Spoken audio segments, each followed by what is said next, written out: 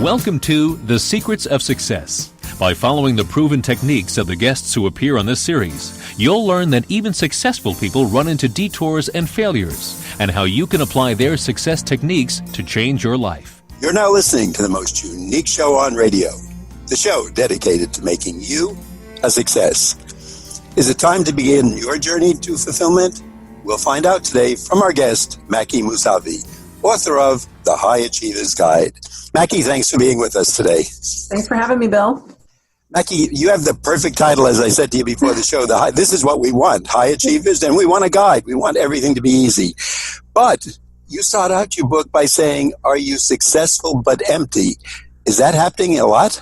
Oh, absolutely. My personal experience was definitely that, and I thought I was a little crazy because I wasn't aware at the time that there were, tons and tons of people who felt just like that. But, upon further examination, as I started in this journey to figure out why I felt that way, I did notice that I would say probably 70% of the people that I worked with in my corporate job were just like me. I mean, we had achieved a lot. We're where we wanted to be in terms of salary and position in many cases, and just were not happy people. And you just said 70%. That's 7 out of 10, correct? That would be my estimate, just based on conversations and, having those talks with people and knowing what all of us felt like. It certainly was much more of a despairing kind of a sensation than it was, look at how far we've come. The thing with high achievers and people who are ambitious is that where you are is actually really never good enough because of the way that we're programmed. We're always trying to achieve the next thing. And so it kind of leaves us in this constant state of dissatisfaction, if you will. And you even admit in your book, you say you were making very good money. And again, you had this emptiness, dissatisfaction, etc., which most of us would say, if I'm making X and whatever that might be, 20% more than we're making, I'll be happy, I'll be satisfied. But apparently that doesn't work. Right. I think that's one of those carrots we dangle in front of ourselves, because we're looking for something to feel fulfilling finally, to kind of put that last puzzle piece in place. And we're not really sure what is going to give that to us. So we keep grasping and we keep kind of making up these rules. Like maybe it's the money, maybe it's the position, maybe if I'm over here where the grass is greener, then I'll finally be happy. And one of the things that I really had to have a come to Jesus with myself about was none of those things that I was dangling in front of myself were working. I could achieve that next thing and I still felt the way that I felt the whole time that I was trying not to feel that way. And it made me realize that I think I thought I was the problem. At that point, I had to admit, it's not what I'm doing. It's not where I'm at. It's something about me. It's internal to me, and I need to figure out what that is. Maki, every author has a few things in the book that I call a takeaway. And I love the saying that you have in your book. In fact, I think it should be a cap that you give out or a T-shirt. But you ask the question, are you surviving or thriving? Yeah. And I think that's great because I think that says everything you're talking about just in a few words. And if it reminds us, am I enjoying every day, or am I kind of a mouse on a wheel running through the day so I get to the next day? I guess most of us are not thriving. We're in the 30%, 70%. Yeah, unfortunately, no. And I think we have all this, I refer to it as this programming, which is really everything we've learned about what success is supposed to mean. We learn it from our parents, we learn it from our friends, our society, our industries sometimes have these standards that they paint a picture for us. This is what it looks like to be successful in this space. And so we just kind of go, okay, well, the markers have been drawn out for me. I just need to start checking the boxes. And that's a very external way to operate when in fact it's the way that we feel that is the most important. And that is something that we leave by the wayside. We just look to the external measurements, the tangible goals that we can reach. And so it's no wonder when we reach them that it's kind of unfulfilling unless we've really been intentional about the feelings that we're trying to create as we achieve those goals. So many of us work so hard now. We go to college. Our parents say, I'd love to see you be a CPA like your mom, your dad, your aunt. And we work for that, or the law degree, medical degree, teaching degree, whatever it might be. Mm-hmm. If we're not feeling that fulfillment, does that kind of mean we're on the wrong track? I mean, we might be going in the right direction, but we're taking the wrong vehicle? Yeah, absolutely. I think that's such a good question because when we start to feel bad and like maybe something's off, our tendency, and I think what we've been taught culturally, is to try to avoid or patch those bad feelings very quickly, because nobody likes to feel bad. But the feelings that we get where we're uncomfortable, we're not satisfied, those are all there to help raise red flags for us that something is off, and we're supposed to be paying attention to them, not running from them. So I think the unfortunate thing about the way we say, okay, pick a degree, go get your education, then establish yourself in a career that's supposed to last until you retire, is that there is no space for what really happens with people, which is that we expand and grow over our lifetimes, right? And so something that you picked out when you were 18 or 19 years old, to assume that that is supposed to satisfy you for the next 40 years or even the next 10, quite frankly, is kind of silly. But there's this paradigm that we've had, I think especially, that has not shifted as much with our current technological abilities and how global our society is, that, you know, you're not anymore in this scenario where you just go work for a company. The only people that you have access to are the people you can reach on the phone or whose doors you can knock on. And so you're just supposed to stay there and collect your pension. Like, we really haven't shifted enough from that mindset. And it could be, I think, that people do not place enough value on what they've learned. So you may go get a degree in something that you were really interested in, and you may not use it, or you may use it very differently. And that doesn't mean you've somehow corrupted that achievement. It means that it's providing some kind of foundation, but the way that you use it is up to you. So we have all these rules and boundaries around the way that we think we're supposed to do things that can really limit us. I love that word there. I was just thinking of the same way that you said boundaries. We think we have to fit into that shelf between this book and that book. And sometimes the accountant can use that to be an entrepreneur, to maybe be a writer, to advise a law firm on the numbers to different cases they're working with, or help with metrics. And we see that in sports and obviously other businesses. You mentioned something, and I guess this is one of those hidden secrets, that high achievers' self-confidence is bolstered by validation from others. Mm-hmm. So now we get the accounting degree and our parents, oh, isn't this wonderful? You'll start your own accounting business. And they're validating us and they're praising us. And in the meantime, we're not sure we're that happy. Is that kind of the situation? You're nodding yes, yeah, I see that. Absolutely. You know, you go, okay, well, I'm getting the good grades. I got the job. They obviously like me. That means I'm doing something right. You know, the same thing happens when you get promoted or get new opportunities. And we tend to substitute that external recognition for our own internal happiness, right? So we think, well, it must be a good thing if I'm achieving these things, or people are seeing that I'm worth something. So I'm just going to keep going down this path, and eventually something will click. Or worse yet, which is what I find with a ton of people in this category, is that we just have this belief that you have to sacrifice at this professional altar in order to have the things that you want, right? If you want the money so you can go on the vacation or buy the car or buy the clothes, then the price may be that you don't have balance in your life, don't get to see your family, and don't get to be happy. And that is something that we say, okay, I guess that's just how it is for a lot of people, which is very unfortunate, but that's exactly where that lack of fulfillment comes from. And I marked down when you said external recognition, because isn't that funny? To get external recognition, we work hard, we do something we're not happy with, and it's just going to keep us on that wrong direction. If we're heading to Florida and we're on the wrong direction, we're not going to get there, but we keep pumping away on that wrong road. Right. And maybe we would be very happy with something else. Maybe we wouldn't get the same recognition, but at least we would be happy. So I think that's what you're bringing out today, and you're alerting me to it and to our audience. Right. Now, the problem there, though, there's a lot of fear that comes up. Now I've got my CPA degree, my law degree, my MD, whatever it might be, and I decide I want to venture off and not be the typical doctor, accountant, lawyer. Mm-hmm. Uh-oh, parents are going to yell at me. Relatives are going to say, why did you do that? There's fear there. Help Absolutely. Us. Come on. Yeah, there's a lot of fear to overcome. And I think the first thing that people have to recognize is that fear in and of itself is not bad.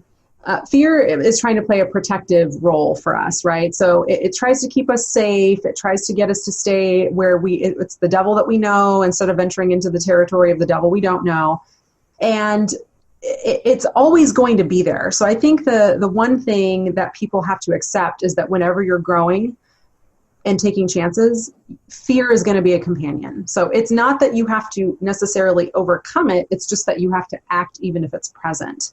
And to some extent, in order to really get on that path of fulfillment, you have got to start detaching yourself in a healthy way from what other people expect of you.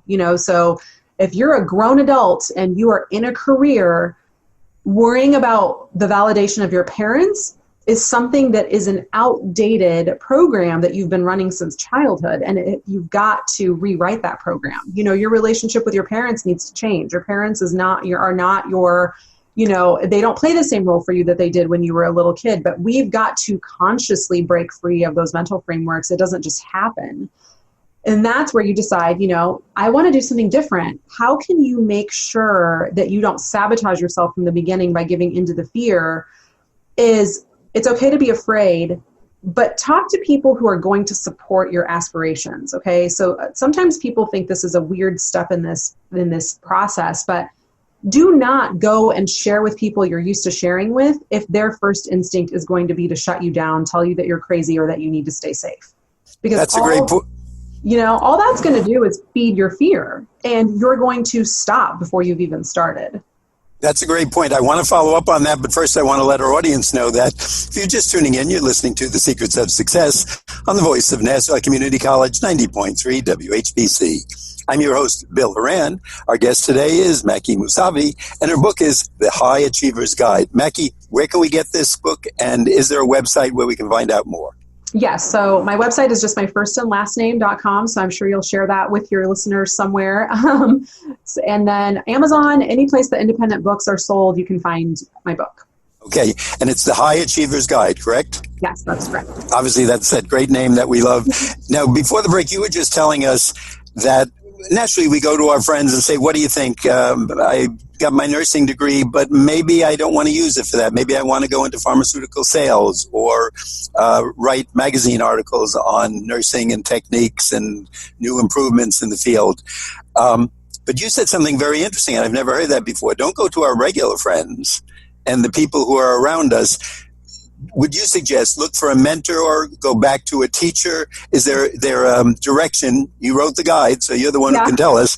Where can we find that right person who will give us kind of an unbiased direction? Right. Sometimes that may be one of your closest friends. So my personal experience was that a couple of my friends who are, very, very close to me were perfect people to tell. Even though I was a little nervous about it, whenever I said, this is what I'm thinking about doing, they were like, yeah, you should. There was no hesitation. There was no doubt. There was no, are you sure? Or you might be crazy. So you may have people like that around you. But yes, there's a really important element here that I noted myself. So when I was in my corporate job, I had been there for over a decade by the time I decided I probably needed to make a change. And one of the things that I realized was, man, I'm not connected to anybody or anything outside of this place. Like I haven't been bothering with networking. I haven't been trying to connect with people because my assumption was I'm just going to be here like a lot of people assume. And one of my intentions was that I set early in that process was I'm going to start connecting with people. So if somebody asks me for coffee or if I go on LinkedIn and I see someone that I think is worth connecting with that's in this space that I think I want to go into, I'm just going to start reaching out. And I'm going to say, hey, would you like to get together, have a coffee, do a Zoom meeting, especially these days, and make a conscious effort to connect with people who are associated with where you want to go rather than where you are right now. And what is kind of almost awe-inspiring and humbling to me is that I personally found people I had just met became some of my biggest supporters. They didn't know me. They didn't have my history. They weren't sure of who I was, but there was something about the way that we connected, and there was some kind of, real authenticity there. So if I said, this is what I'm thinking about doing, I would get a very pure response because they didn't have any biases from knowing where I had been and, where I was trying to go and how hard it felt.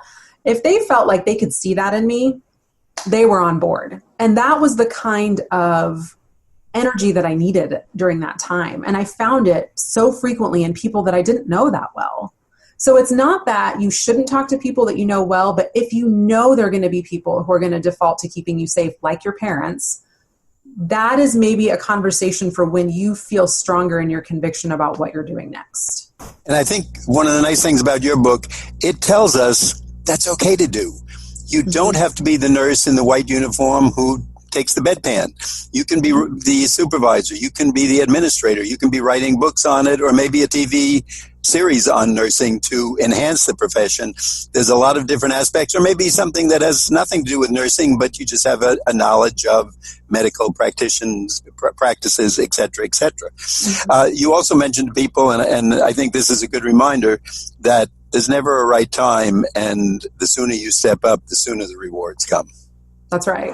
Right. And I think that's something we all kind of put it, well, I'm kind of busy today, and it's not right this week. My son is going to graduate. Next week, it's Eddie's birthday, and 3 weeks after that, I need a new lawnmower. But you're giving us the inspiration to start thinking about it. You've written the guide.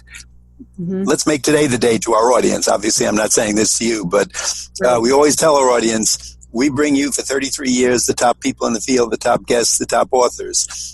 But our audience has to take the action. And this is an action step. First action, go get your book. That's right. The High Achiever's Guide. Exactly. Go get it. I think it'll help you. And I think that's such a great point about time, because I think I don't have time is probably one of the most common excuses that we make. And I talk a little bit about that in the book as well. But, that's an excuse. Time is available for anything that you prioritize. But if you've been living your life in a way where it's more of the windshield effect, it's whatever is coming at you, you're being reactive to, then you won't have time, because you haven't decided, this little thing that's flying at me that's really not that important, but it's coming at me now, so I'm just going to shift gears. I'm going to pay attention to it now. You'll never have time, because you're always just paying attention to these little details that aren't that important, sometimes in order to create reasons why you can't do the big scarier thing, which is to actually move forward. So it's all about prioritization. And right now, if you say, I don't have time for something, I would encourage you to check yourself every time you say that and check into why you're saying it. And if you have decided the thing that you're saying it about is a priority or not. Because if it's not a priority, then let it go. But chances are, if it keeps coming back to you, like maybe it's getting healthier and you're saying, I don't have time. Well, if you've been saying that for 10 years and this whole idea of getting healthier hasn't come to fruition, it's obviously a priority, because it's not going away. And you've got to find a way to bring it to the top of your list and work on it. You mentioned a very simple question, very obvious. You say, what do you want? But do people really answer that to themselves? Now, if I have a nursing degree, I've gotten that at age 22 or 24 usually. I'm a nurse. What else could I want? I mean, I might want to go on to something else, but I'm an official nurse. I can get a job as a nurse, make a good living, all the good things most people look for, but I'm not happy. Right. And I had a friend who was a nurse who her motto was, every day that I don't kill someone is a good day. And she was a nurse. So she quickly got out of nursing and got into medical sales, which was much more accommodating to her personality. Do you find when people answer that to themselves, it's almost scary? What do I want? Yeah, I think most of the time people have no idea. And that just speaks to how programmed we've been to think of success in this very specific, externally validated way, right? We don't really give ourselves a chance to know what we want. We're so busy thinking about what we don't want that we can't form that. And that's the perfect place to start. You can absolutely start with what you don't want. So in your example, if it's a nurse, or let's say in my example is a corporate person, what is it that you don't want anymore? Why isn't it working for you? Well, maybe it's the hours, maybe it's not getting time to connect with your family. Maybe it's the fact that you never get to go home unburdened by work, that you're always taking it with you, that the first thing you do in the morning is look at your phone to see what fires are coming up. You have to get really specific about what you don't like. You can't just say, well, I think it sucks, because that's not specific. There's a lot of things that you have to say, well, it makes me anxious. I feel like I can't relax, or I'm concerned that someone's going to die on my shift, whatever the heavy things are. But then start taking stock of what you know. The other thing people do is they always view themselves through the lens of limitation. Okay, so we are very biased about what we believe we're capable of, and we have a very narrow view of what we believe we're capable of.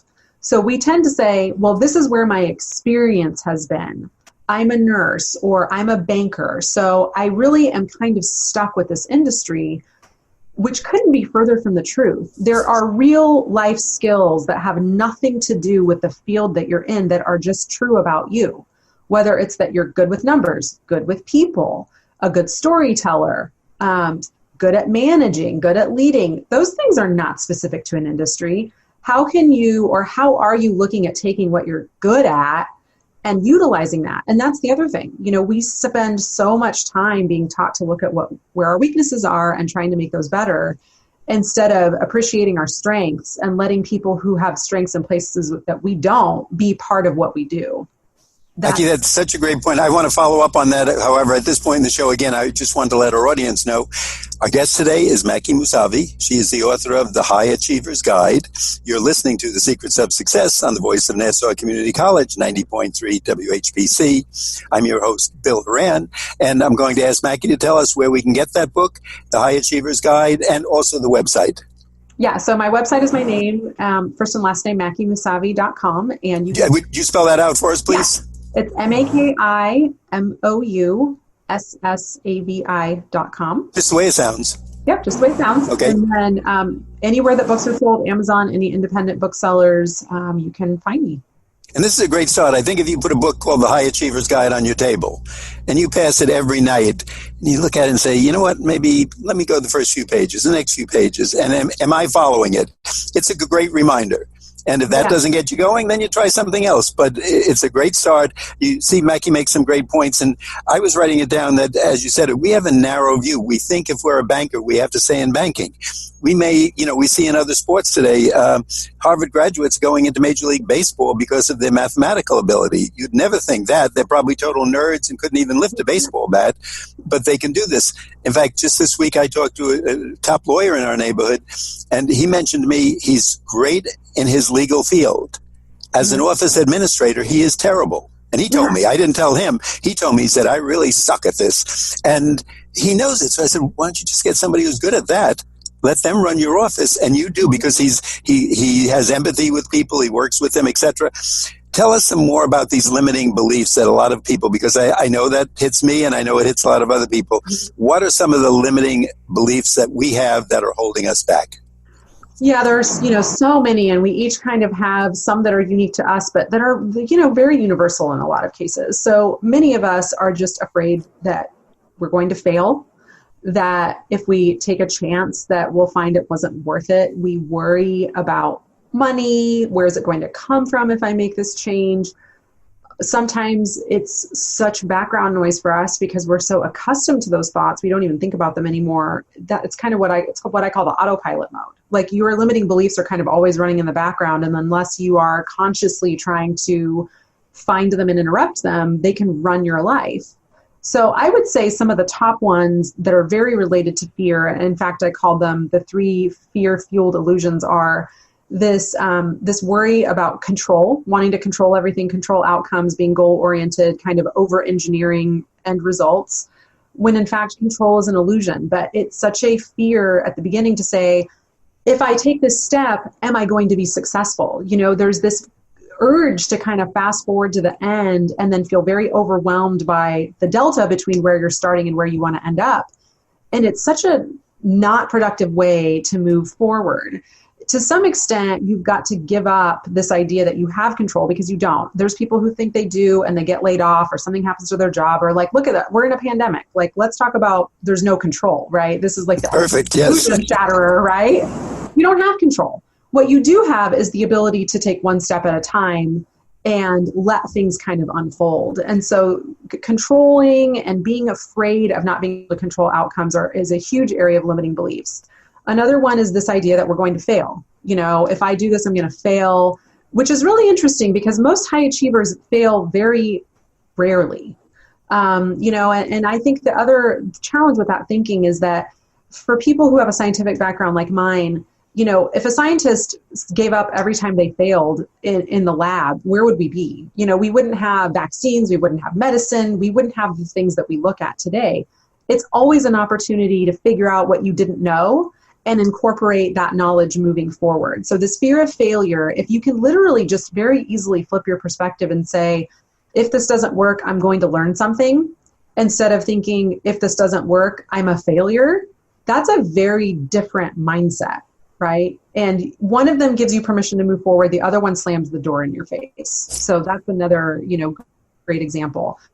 Then I would say the third big area is around loss. People are always worried. If I make this move, I'm going to lose my job. If I speak up, I'm going to lose this relationship. There's this idea that one false move is kind of our end. And sometimes things go away from your life to make space for better things. And I like that saying. It's a perspective shift. So I think a lot of people in hindsight, let's say you did get laid off or get fired from a job even, can look back in the future from that point and go, wow, that really was for my benefit. Like, I can see why that happened. It put me on a different path. I ended up in a different place. But we've got to stop operating in hindsight and start having some faith in the fact that when something leaves, it's to bring better opportunities in. And if we can stay in that mindset, again, I keep talking about mindset because it's all important. These very simple, tiny little tweaks to the way you think were open worlds. But you have to be willing to catch yourself in those thoughts and to replace them with something better. And it's funny, we're talking about changing our life in and of ourselves, doing something that's going to move us into a different career. And we're afraid to do it. And yet the earth has done it to all of us over the last 3-4 months, right, and will in some respect do it in the future, whether it's by rainy weather, good weather, more minor things, hopefully. But it's going to change, whether we want to be aboard or not. So if we are unhappy with what we're doing, maybe it's time to listen to you and the High Achievers Guide. Some tips on how we can reprogram ourselves to follow your advice. Is it put little stickers all around the room? Is it put a big sign up each, or saying of the day, or wear a shirt with thrive, don't survive? Yeah, so there's a lot of little things, but I would say the number one key is you have to be consistent, right? This is not just read a book and get better, listen to a podcast and things magically change. If you can set aside 5 to 10 minutes every day to tune in to those limiting beliefs, that negative self-talk, where you're not happy, and start there. It's perfectly fine to sit down with a journal or a notebook and think about, what do I not like about where I'm at right now, and start to get clear on where you are. And then starting to incorporate some of these tweaks that I'm talking about where, if you're finding that you have fear, well, where's the fear coming from? Is it because you're afraid to fail? Is it because you're afraid to lose control? What are those things that are coming up? And if you do that every single day and start to give yourself these little tweaks to the way that you're talking to yourself to replace those negative thoughts with something that's going to move you forward. I love to tell people, if you come up with something good, like whether it's the, thrive rather than survive, or everything is always working out for me. I think that's a good one. It's a good fear interrupter. Put it on a Post-it note. Put it on your bathroom mirror. Put your intentions, because I talk about setting intentions quite a bit. Write those down and put them on the dash of your car. Put them in places where even if you're not consciously reading it, your brain is kind of subconsciously getting the message, because it does take some time to replace the outdated stuff with something new that's better. But it also does not take nearly as long as people think. When I work no, I'm sorry, we're just running out of time. I love the ideas, and I think the High Achievers Guide should be on our table so that we can see it every day, that we have something to strive for. Once again, tell us that website before we wrap up. It's MakiMoussavi.com, MakiMoussavi.com, and then you can find my book on Amazon or anywhere else that books are sold. And it's the High Achievers Guide, and that's what we all want. Thanks so much for being with us today. Thanks, Bill. We'd like to remind our audience that you've been listening to The Secrets of Success on the voice of Nassau Community College, 90.3 WHPC. I'm your host, Bill Horan, asking you to please join us again next week at this same time when we'll continue our journey to success.